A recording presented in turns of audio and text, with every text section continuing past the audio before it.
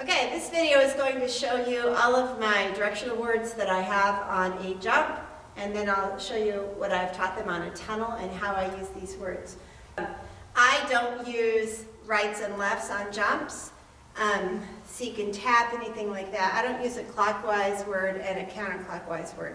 I use wrap to me and wrap away. So my words are to and away. And those should always be used for collection. So what I'm trying to teach my dog is if I use those collection words, they should add a stride and take off close to the bar, land as closely on the other side as possible, expecting to come all the way back to a wrap. So to train this, I put my dog as close to the jump as I can at first, and I cue my to word with my opposite arm. I might even use a toy at first to lure him. So I'm going to say choo choo choo. And if the bar comes down, no big deal. You actually might want to lower it if you're just starting to train this. Start. Choo choo choo. And reward in a circle. Good boy. Good boy. So the importance of rewarding in a circle is that he turns as tight as he can. My reward isn't out there anywhere causing him to go by. So we'll do that again. Choo, choo, choo. And reward in a circle. Good boy! Good job. Okay, now I'm going to show you how I teach away. So I do not use my outside arm. That's my to arm. I'm going to use my inside arm. And that's so that he can have complete clarity that if he sees this arm come up, he's expecting to wrap to me. If he sees this arm paired with deceleration and my verbal, he knows he's wrapping away. So my word is away, and I also close the circle. Oh, ready? Away, and then close the circle. So this word is my collection word for turn away from me and expect that you're coming back unless I tell you otherwise. Away. Good job. Now the third word that I teach on a single jump is go. So this is your drive forward. You don't have to look at me. You get to take this jump in extension and just go. So I'm going to set him back a little bit because I don't want him adding that collection stride, and I would have my reward out front. So I put my word out front. I'm looking for focus forward. Go!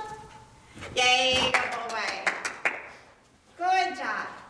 So training that so that he doesn't have to look towards me. And you can restrain him, whatever you need to do. He's pulling, that's good. Go! Good job. Okay, I want to show you how I teach my outs and my ins. Those are also jump words for me. Out means go out away from me and take the jump from the other side. And in means come in towards me and take the jump from the other side. So I try to train them right from the beginning that I'm not going in here. Because if I have to go in here, then I get stuck, especially on that backside S turn. So I want him thinking and listening. And first I would put him fairly close to the wing so that the jump isn't so obvious. And I'm getting out of his space. I'm using my energy and my arm and my word to cue his backside turn. Out. Good boy. I elongate my words, my backsides. I say out and in, just to keep that him thinking until I don't stop until he's on the correct side. Okay, so put him in front of the wing. Out. Good job. And then I would just work my way in with the dog so that they're in front of the jump. Now, are they still listening? Out. Good job. And I vary how we exit, but really just making sure he understands. You go all the way out, out, around, and take it from the other side. Okay, for my in training, if you've never done that before, I help the dog understand what that means by using 2 words he already knows. He already knows here, which means come to me. He already knows jump. So you likely have some words like come or hop or similar, 2 words that he knows. Because I'm putting him on, I'm putting him on the front side. And everything about his training so far would tell him he's jumping it this way.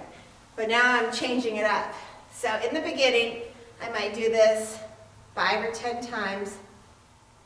Break here, jump. Yay, good boy. Good boy. Sometimes I use this arm for my throttle, sometimes I use this one. When I initially trained it for clarity, I used this arm. Here, jump. Yay, good boy. Now once you've done that in the very first session, 5 or 10 times, once they're really starting to pick up the idea, then I switch to what forevermore becomes my throttle word. In, yay. And the nice thing about this, if trained properly, the dog doesn't have to check in with me. He associates it with, hey, it's always a jump verbal. It's always an obstacle. I'm not coming to the handler and then waiting for that second cue. We'll see what his eyes do. Break in. He didn't look at me at all. He knew from the time he took off that he was coming to the other side and taking the jump.